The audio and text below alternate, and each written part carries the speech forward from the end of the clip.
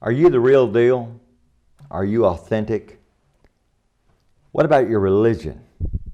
Is it the real deal, or is it just a bunch of show? Welcome to this, your daily 180 Bible study. We're talking about letting your light so shine. Well, here's the problem. The priority should not be on being very religious. The priority should be on being righteous and authentic like Jesus. The Pharisees, we read a couple of days ago in Matthew chapter 23, they looked good, but they were not good. They traveled land and sea to win one proselyte, and when he was won, they made him twice as much the son of hell as themselves. Jesus would go on to say, you're like whitewashed tombs. Oh, you look good on the outside, but inside you're full of dead men's bones. That describes, unfortunately, a lot of people in religion today. They come to do their time, sit on a pew, and they use their religion to kind of make themselves feel good, but they're not concerned about pleasing God. Beginning in Matthew chapter 6, we see the importance of authenticity.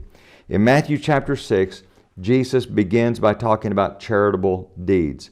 And he says, when you do your charitable deeds, don't make a big deal about it so everybody can see it and they can begin to applaud and say, oh, this man's so generous. That's not the point. If you're doing it to get the applause of the crowd, you've got your reward in full, and your light's not shining. It's not. What about prayer?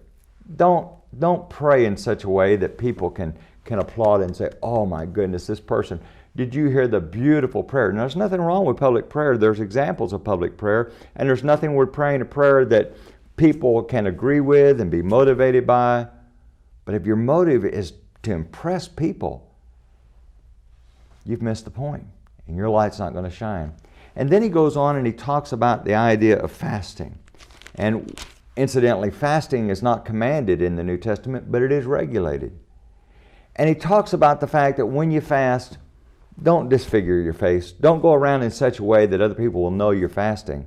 You know, and somebody comes up to you and you're all drawn up and you're sad, and someone says, what's wrong?